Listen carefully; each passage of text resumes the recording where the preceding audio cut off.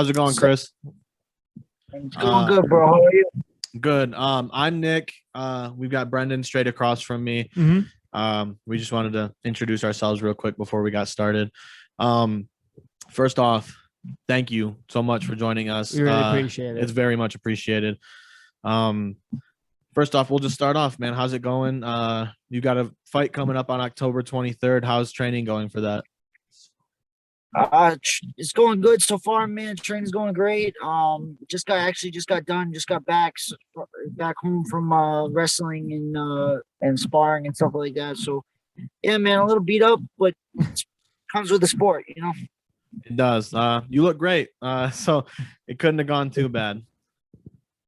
Not this time, man. We got a long camp for it to get worse, you know. So, I understand that you started off with wrestling in high school, correct?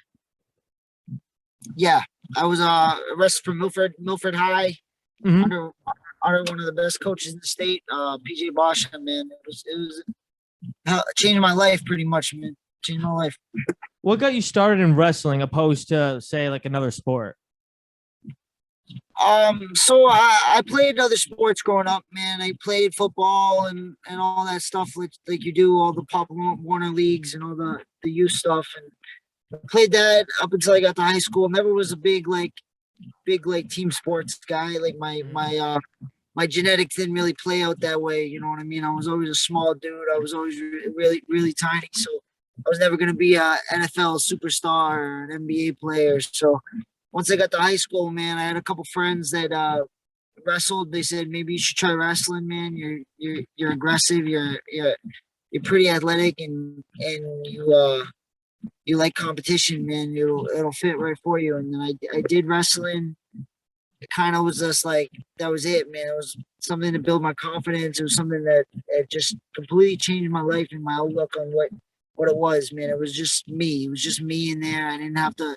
My coach, you have your coaches, you have your teammates and stuff outside of there. But once you get in there, it's just you. And man, if you're gonna fail, you're gonna fail. If you're gonna succeed, you're gonna succeed. It's all based on what you are and who you are as a human being. And you don't have to be the most athletic guy, the strongest guy.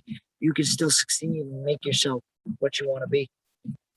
So, what was the transition like, I guess, after high school with the wrestling? How did you kind of get into MMA after that? After high school, I was doing the normal stupid shit. Like, I didn't really know what to do. Didn't want to go to college.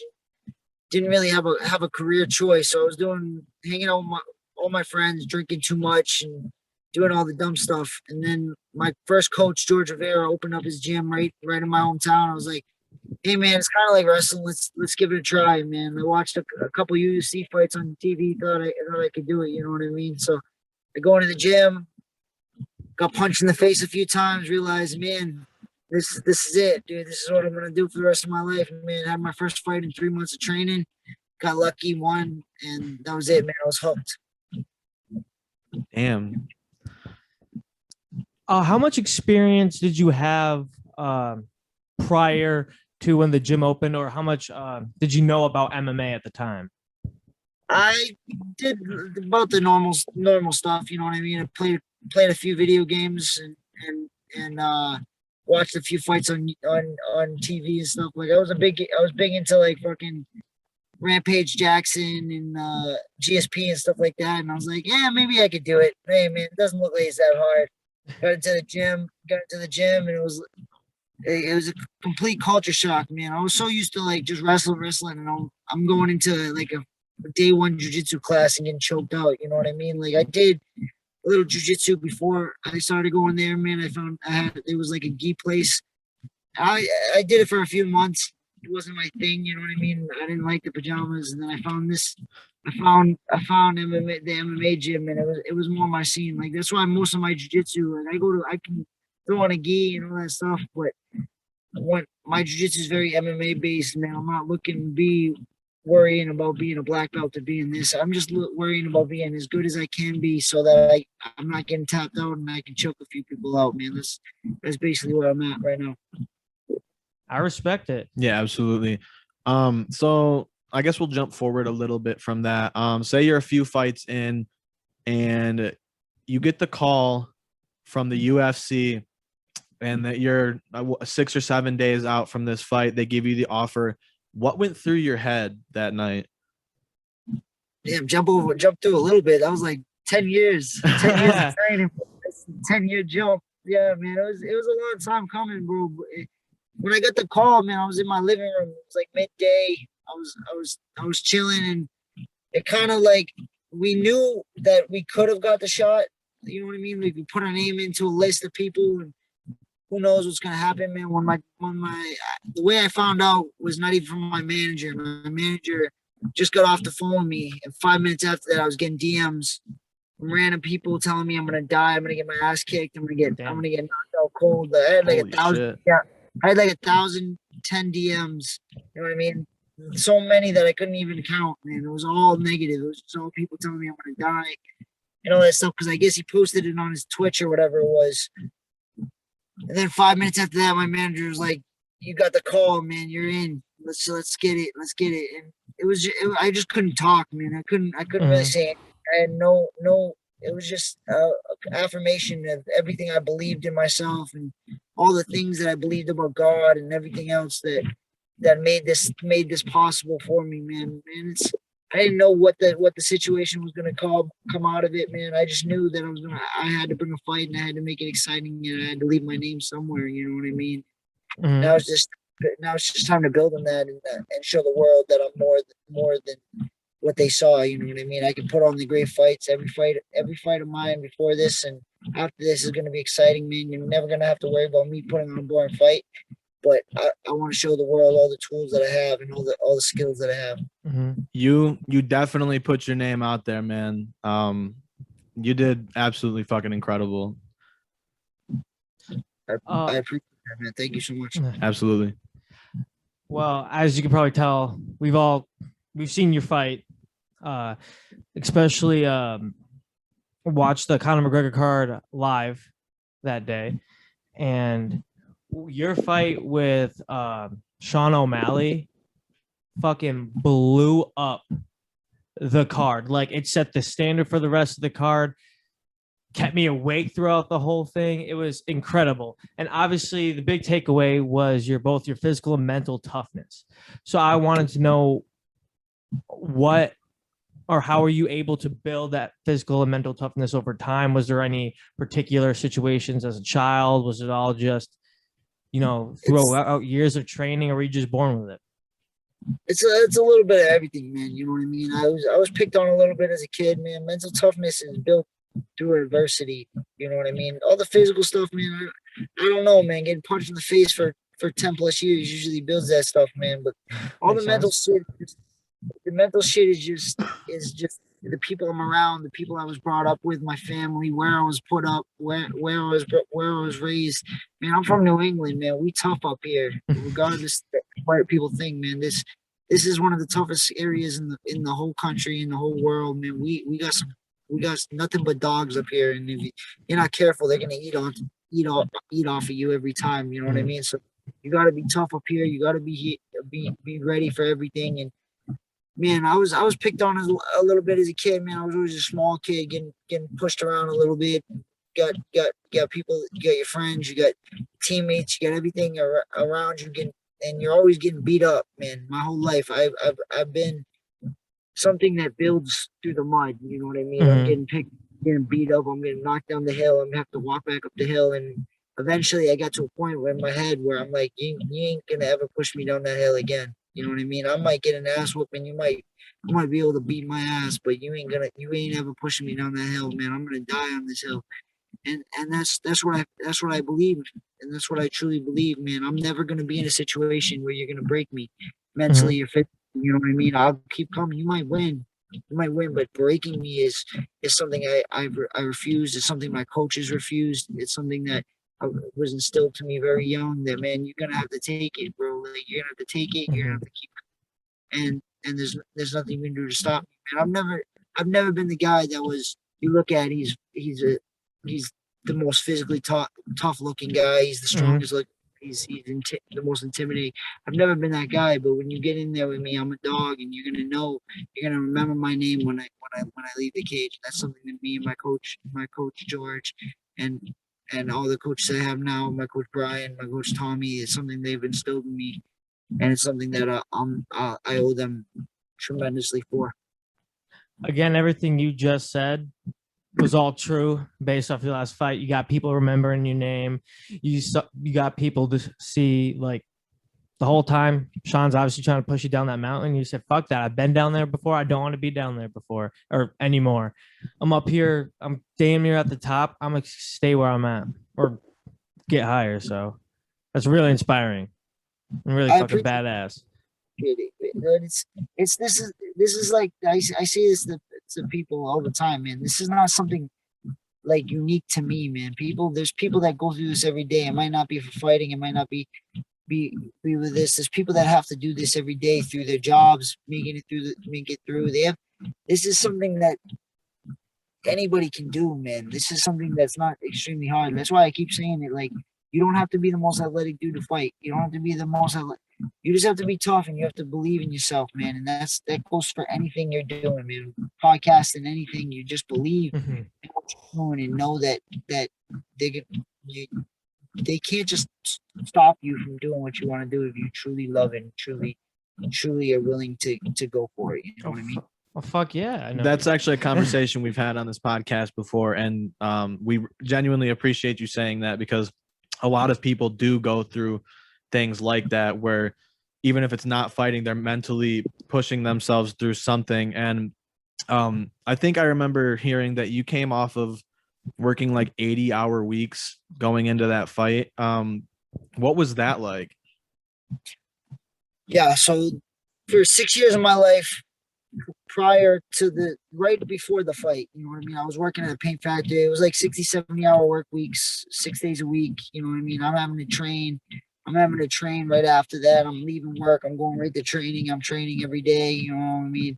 And it becomes to a point where you're what you really want to do is not what you can do. You know what I mean? It doesn't pay bills. It doesn't really fighting MMA is not a lucrative thing, man, at all, until you make it to a level where you can actually make at least some money. You know what I mean?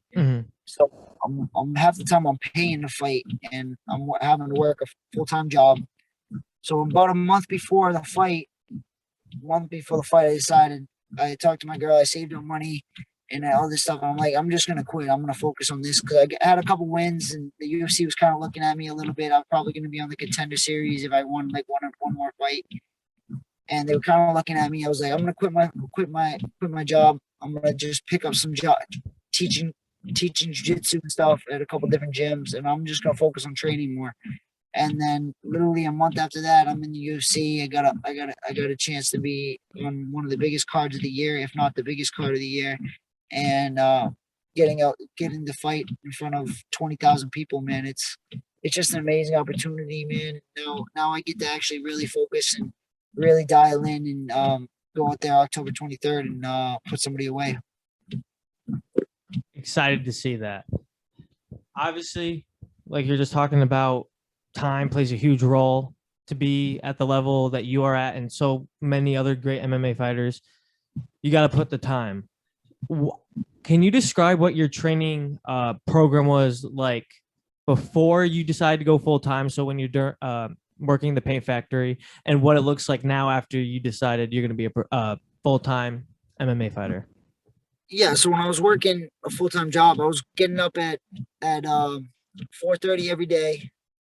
Get to work for 5:30. I'd be there till about 3:30 in the afternoon, 3:30 p.m. And then I would go about an hour to go train. I had to drive about an hour to go train. So I'd train until about 8 o'clock at night, and then I would go home, and then I'd wake up, do it all over again. And it would be like that pretty much every day. And that would be the situation. I didn't really take any days off, so I was working 7 days a week like that. And now, since I don't have to really do anything, I only teach like at one school now. I'm training three to four times a day. You know what I mean? I take like one day off just to recoup my body. But now I got my boxing gym up in Ashland. I'm training there pretty much every day. I do jiu-jitsu here and there. I did a couple different schools. I train at my gym in regiment pretty much every night. and then I do strength conditioning at a gym near my house called Barbell 88. So it's just crazy, man. And so that's pretty much every day, 6 to 7 days a week. I'm busting my ass. Some days I take a day off. Some days I don't. And it's just amazing to know that I can actually do what I wanted to do for most of my life. You know what I mean? My whole adult life, I wanted to be a professional fighter. I wanted to do this, and now I get to actually live this life, and it's just amazing, man. The blessings that I've got under God and my family and everybody else that have been here the whole time and driving me through this. That's beautiful. So you obviously put in the time, you obviously put in the effort, 6-7 days a week. What are you doing to recover from all that? You're obviously got to be tired. Oh, of course, man. And there's never going to be a day. And you think all these other guys aren't tired either, man. You know what I mean? There's guys that have been doing this for years now, busting their ass, and I'm just getting to be able to do it. So I have much to make up on. You know what I mean? I don't ever think I'm not going to be tired every day. You know what I mean? Not from here on out, man. But I'm willing to do it. I'm willing to put myself through this grind, man, and really do it, because this is what I want to do for the rest of my life, man. I got some lofty goals that I'm trying to make happen. You know what I mean? I'm trying to be a world champion. I'm trying to be a Hall of Famer. I'm trying to be all the things that the young me was whispering whispering in the shower and talking to myself and telling myself every day. You know what I mean? All the things I've been saying in my head since I was in high school would be like, I'm gonna be something. I'm gonna be something amazing. I'm gonna be a word. I'm gonna be something that people remember for the rest of their life. And that's what I've been telling myself my whole life. I didn't know what the hell it was gonna be. I thought I was gonna be a bodybuilder. I thought I was gonna be something else. And then I realized, dude, when you're 4 foot nothing and you don't have those genetics, bro, you're never gonna do that stuff. And I found something that I can do, and something that I can actually push myself to be, and something that makes me truly happy, man. And that's all. I'm happy, but I don't care. It's never been a money thing for me. Like I don't expect to be Conor McGregor. I don't expect to make $100 million at fighting, man. I just need enough to live. You know what I mean? I'm not a big money guy. I don't need the Maseratis and the Lamborghinis, the fucking Rolexes and all that stuff. I don't need that shit to be happy with my life. I just need enough, man. I've always told people, do what you love. If it makes you a little bit less money, man, and it makes you fucking happy. I had a job where I was making decent money, man. Didn't make me happy. I was miserable every day. I felt the weight on my chest every day. I felt 30 pounds heavier, man. Now since I've done less, man. I got rid of that job. I've gotten rid of things. I'm a happier person. I'm fighting less with my family. I'm giving people showing anger to people less. I'm much more tolerable to be around.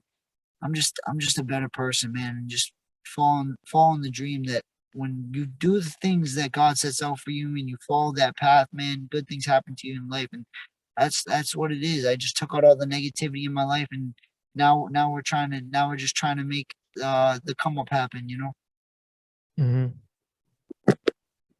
So do you believe in the in manifestation? Speaking things into existence, I guess. 100%, 100%, man. Like you can make, if you truly believe in yourself and you believe in what you're saying and you believe in what you're gonna do, man, anything can happen, man. It just doesn't mean, hey, that takes a little bit of luck as well. You know what I mean? Like, not, dude, for all out, I know guys that deserve to be in the UFC, deserve to be, that I've been training with for a long time, that never got that shot, never made it. And they're done fighting now, and they were more than talented enough, and they fought everybody. You know what I mean? So it's a little bit of luck. It's a little bit of everything, man. And I'm just blessed that I got that shot. You know what I mean? Now it's time to take full advantage of it, right? I'm sorry. What was that? Got to take full advantage of it now, right? Oh, for sure, 100%. That's why I completely stopped.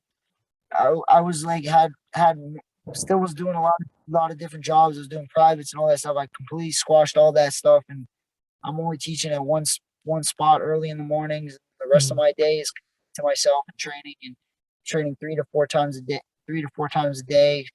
5 to 6 days a week. And I'm just I'm just ready to go, man. I'm ready. I'm Mhm. ready to fight. I need to go show the world who I am and put these hands on somebody, man. Win, lose, or draw, you're gonna have a great fight. I'm looking to have bonuses every time I fight, man. It's gonna be a war every time I fight and put on a show for all you guys to enjoy, man. Besides just winning, which is something I really want to do, I want to put on great fights every time I get in there, man. I don't want to be the boring guy. I want to be the next Joe Lozon, uh, Diego Sanchez type dude that's putting on crazy fights every time he gets in the cage. Mhm. And that's my goals, man. I'm an entertainer. I'm ready to fight, and I'm ready to put on a show for you all. I'm ready to see all of that. I have no doubt in my mind that you're going to put on a show after that last fight. With that being said, what are you kind of doing differently between the Sean fight and the Aaron Phillips fight coming up? That's a little secret, man. You guys gonna see October 23rd, man. I can't be telling you all my Fair enough. secrets. Absolutely fair. We got some voodoo, some shamans. They come in. Man. We got all that stuff. You'll see it October 23rd. Absolutely. Couple more things before we let you go. How difficult is weight cutting for you? Because obviously we know people can go from like 30, like they shave 30 pounds, maybe only 10. Like, how difficult is it for you? So I'm walking around like 56, 57, something like that. You know what I mean? It's not the worst thing for me. I made it on 10 days notice, so it's not really that bad. My weight cut. Um, I'm not really the biggest 35er, you know what I mean? People saying I probably should go 25. But hey, man, I don't really I'm not really worried about it, man. I've gone in there with some big 35s, never felt weak, you know what I mean? So Mm-hmm. I'm ready to go. I'm ready to go. And then sometimes you see it in the fights. I got gas for days because I'm not killing my body every day. So Mm-hmm. uh, I've been working with my strength and conditioning coach to put on some more muscle and put on a little bit more. And we're just gonna make 35 at home and just get stronger every time. You know. Oh, I agree. Definitely best to fight where you feel the most comfortable. Yeah, 100%. So just like you said, just a couple more things. How long do you plan to fight for? As long as my body can do it, man. Before until I'm all slurry and stupid. You know what I mean? That's when I want to get out. You know what I mean? But I gotta. I'm only 29, man. I just got here. You know what I mean? So hopefully, if all things go well, I get a title in a few years, and I stamp my place in the 35-pound division. Who knows, man? 36, 37. We'll see how my body feels and how I hold up, man. This is a dangerous, terrible, evil sport, man. You get beat up every day. It could be one day I'm in the gym and tear my whole leg out. You know what I mean? So who knows Uh-huh. what happens? And I'm just looking to take one day at a time and pray to God that I make it home every time I get in the cage. And that's all I'm worried about right now. Absolutely. To end this interview, my host Nick and I, we always like to ask our guests how they are doing mentally to obviously allow people to let stuff off their chest, but also to kind of get rid of the stigma about like mental health, the negative stigma, and like just try to increase everyone's mood. No, for sure, man. And I'm doing great, man.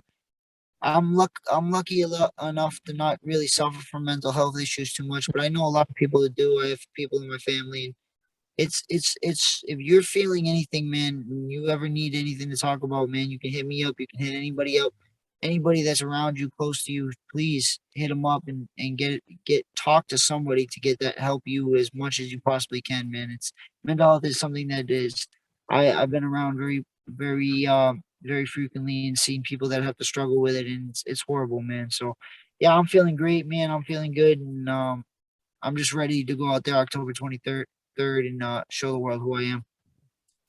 Happy to hear that. And I'll make sure to DM you every week when I'm feeling down. Yeah, it's gonna help you, bro. I'm down. I'm down to help. My man. Appreciate that. That was very well said, Kris. We've taken up enough of your time. I just want to say thank you so much again for joining us. It means the world to me, and I know it does to my cousin too. So again, thank you. Very much appreciate it. Oh, appreciate you guys. Thank you for having me on. God bless. Keep it up, guys. Thank you very much. God bless you too. Can you shout out your social medias where people can get a hold of you and all your content? Yeah, for sure, man. For sure. You can follow me on social, Instagram, Kris_is_soulless. My Twitter is Moutinho Kris.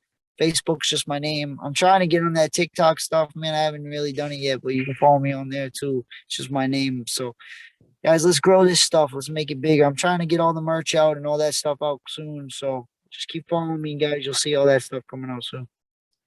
Keep an eye on Chris's social media, everybody, and Kris Moutinho, everyone. Thank you so much. Thank you, bro. Have a good night. Have a good night. Keep kicking ass. Bro, appreciate you guys. Absolutely. We'll see you October 23rd. Thank you. We're done, boys. That was it. dope. That was fucking amazing. He was a good interview. He was That a was great fantastic. interview. Holy Dude, shit. that was only 19 minutes, but I thought we were